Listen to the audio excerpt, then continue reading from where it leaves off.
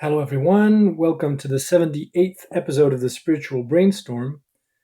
And this episode, I'll be talking about free will and what happens to it when you're part of a global organism. And thanks to John again for his very interesting questions, which always prompt me to sort of dig deeper into the implications of my ideas and how they are operationalized.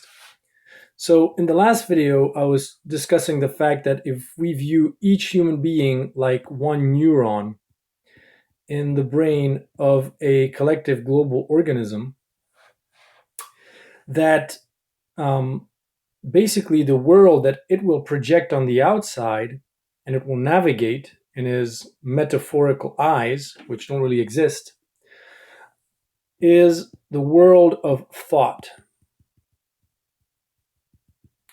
Because as I was explaining, basically each layer in the universe, be it atoms, molecules, living cells, always live on the inside a certain part of reality, and on the outside what they are on the inside. So basically, what we are on the inside is a combination of physics, chemistry, and biology, and the interface on the outside that we sort of navigate through, or the reality that we experience, is made up of all those things that we have on the inside. And then what is on the inside and not on the outside reality is our thoughts, ideas, imagination. And a being that would be composed of us as its cells, then its outside world would be the world of ideas, imagination, and thought. So basically, our ideas is its sustenance. It's what it's most, what feeds it, basically, what makes it alive, what keeps it alive. And there is a codependence, so to speak, between the individual parts of an organism and the single point of consciousness which inhabitates it, like us, for instance, and our body.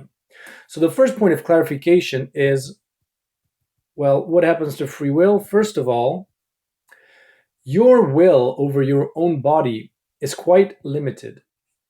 It limits itself to movement, where you decide to go, controlling your muscles, but it's actually quite hands off because you're not micromanaging healing. You're not micromanaging the multiplication of your cells. You're not micromanaging distribution of energy. With oxygen in this case. I mean, these are processes that happen automatically. And the only real thing that you have a control of is movement and what you feed into your brain. That is what you focus your attention on. And that you make an experience that you get to experience physically. So through your cells.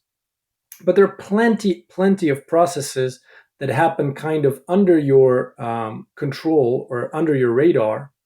And those processes, the only thing you can do is sort of throw a wrench into them. So you can prevent successful healing, or you can prevent distribution of oxygen, but you're going to be the first one to suffer that. Now, one really interesting thing is that there is this kind of trust relationship where the way that you limit your movement is dependent on wisdom or the will of your own cells. So for instance, if you see a huge deep ditch and you stop, why would you stop? Why wouldn't you force and impose your free will on your cells and jump down and kill yourself? Well, because there is an inherent knowing that it's going to be a very unpleasant experience for you and for your cells.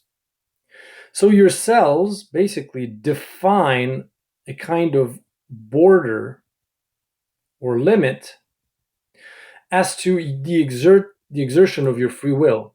Imagine, for instance, if your cells would have the kind of would give you the kind of feedback that cutting your arm off, instead of feeling pain, you'd feel joy and bliss. Well, first of all, you'd die pretty quickly, and second of all, that'd be a pretty dumb thing to do from our perspective, of course. But that basically means that our cells really put limits on what we can do to them, because they have this thing called pain and called joy that they make us feel subjectively.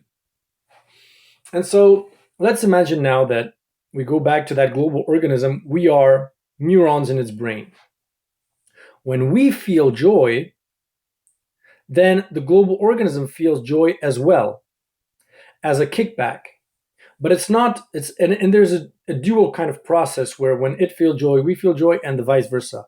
And the only way that can happen is if you connect to your true desires.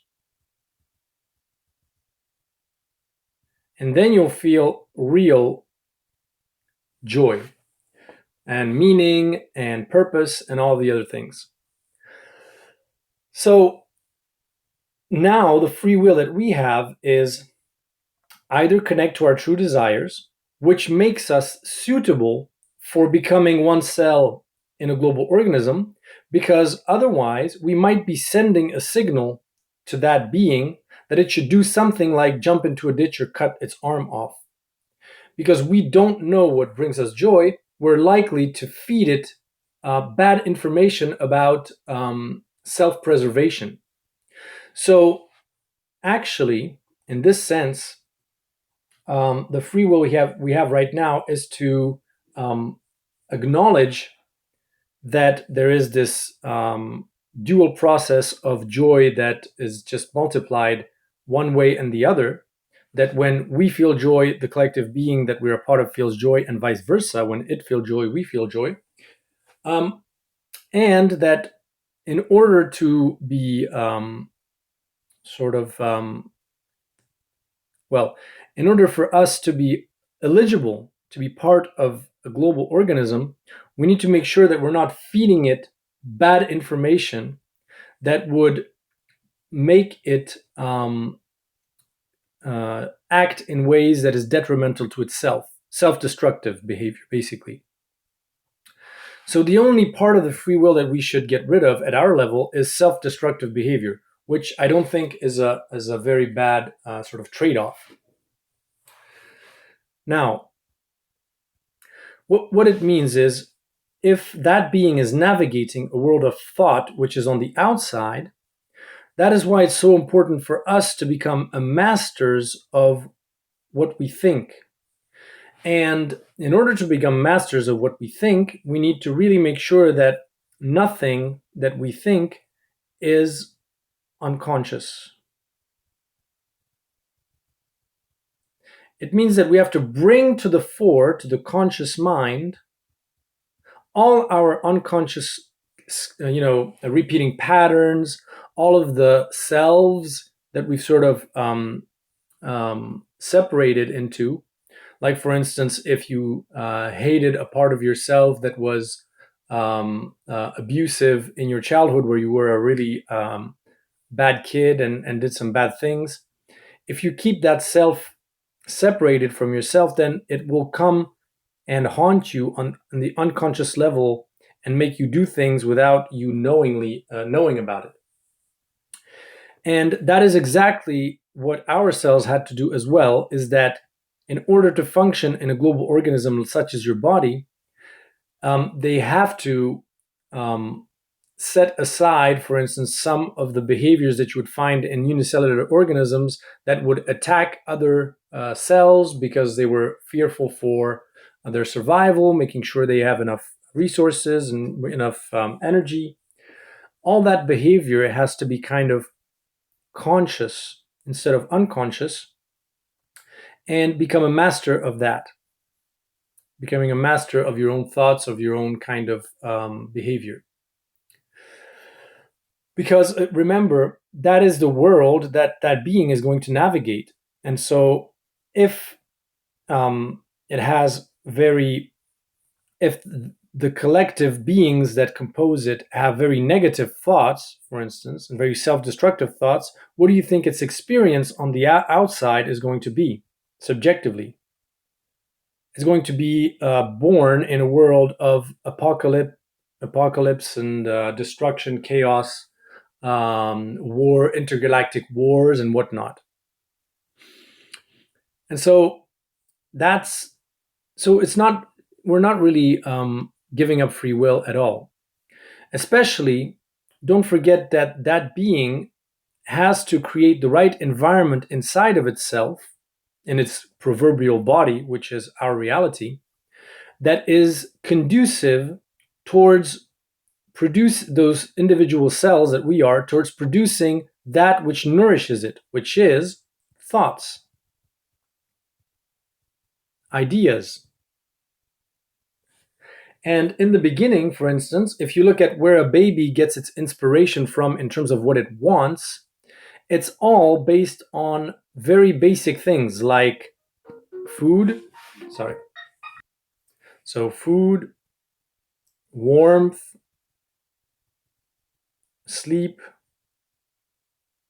perhaps other bodily needs, like, for instance, of course, love, but, and pee, poo, like very, very basic things that are actually linked to its cells, kind of the input of the combination of the needs of all of its cells, which is really connected to. And only afterwards, after that is sort of stabilized, then it develops much more complex kind of needs like curiosity, to discover, to develop new things, to gain mastery over its body, movement, all kinds of things. And so the same for us. Like, first and foremost, that being is going to be focused on our needs in order for it to get what is essential for nourishing its experience, and that is making sure that the internal environment, from our perspective, which is going to be our reality, of course, which is its body, kind of, um, is conducive. I mean, has everything, has food, has shelter, has everything that to take care of us, which we call the golden age. So we're in the right disposition to produce very good thoughts and ideas that it is going to then experience on the outside and interact with. You see? And as that being becomes more and more sophisticated, then it's going to produce thoughts and ideas of its own, which is going to be basically things that are beyond our imagination, that can emerge from the collective thinking, but that is beyond our comprehension. Just like I was saying that, for instance, the concept of democracy doesn't exist in a single neuron, but can only exist via an association of multiple neurons, and that concept is inaccessible and unexplainable, and cannot be grasped by any single neuron in our brain. And by the same token, and this is going to be in 1,000, 2,000, 10,000 years, that being, which is composed of us as its cells, is going to start to have things on the inside, things that it experiences on the inside, that is beyond thought, beyond imagination. And that's something completely different that we don't have to worry about. But just to say that, first of all, we will still have a bit of free will as for how we function. Many of our actions are still going to be completely left to our free will.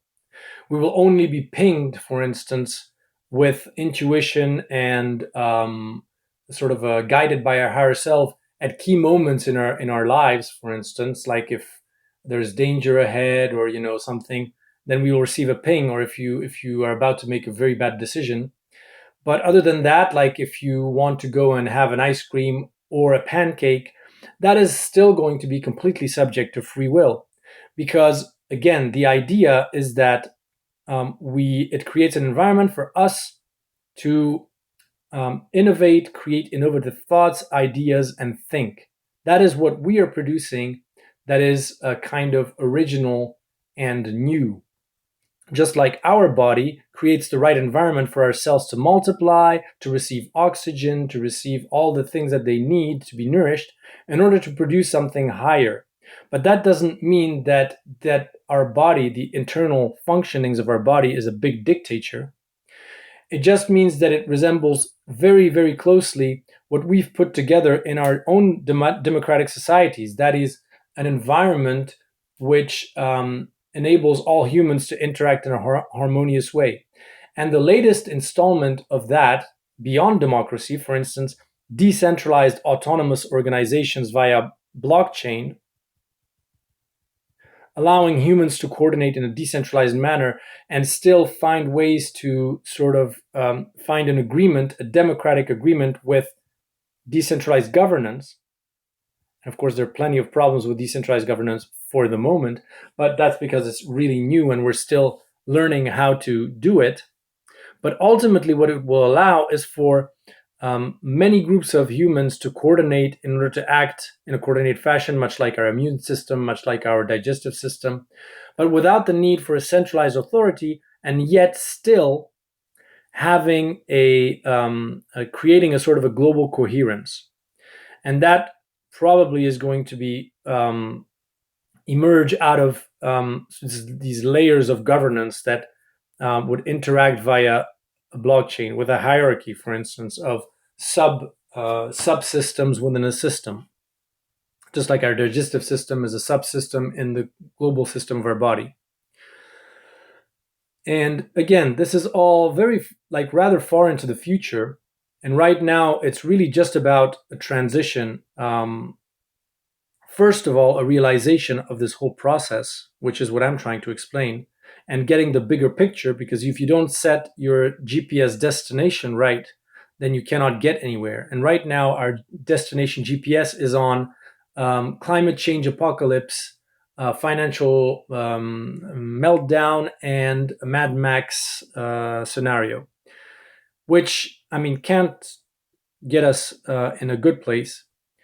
But changing our understanding of what's happening to us, of reality, and of where we're heading, at least you can start to gradually go to that destination in a much more fluid way, and without sort of stumbling backwards onto it. Because basically right now we are the experience we're setting up for ourselves is mainly dominated by the unconscious. We're just replicating a sort of an unconscious projection of our own births onto what's happening to us.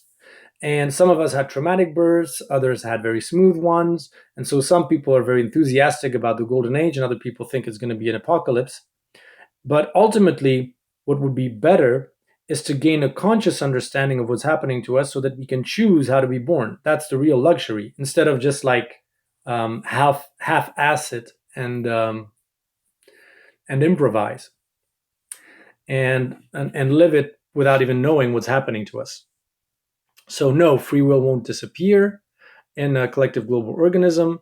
It's just that certain parts of it will be delegated, but those will be viewed as very enjoyable experiences. Like, for instance, our cells are, I believe, at least they enjoy very much the fact that we move around, because that is something that an experience that on their own is not available to them. And so at our level, it's like deferring to our higher self the fact to be pleasantly surprised by certain events unfolding, a pleasant surprise, with this border and boundaries that we set from the inside, based on our true desires and what brings us joy and also what brings us pain, so that those are sort of the benchmark for guiding that global organism to say, it's okay to go here, it's not okay to go there. Just like our our cells sort of send us feedback. Stop running so fast, or go and do exercise, or stop sitting on your chair. You need to move. All of these are feedbacks for us to put a border, set a border limits to our free will, our own free will.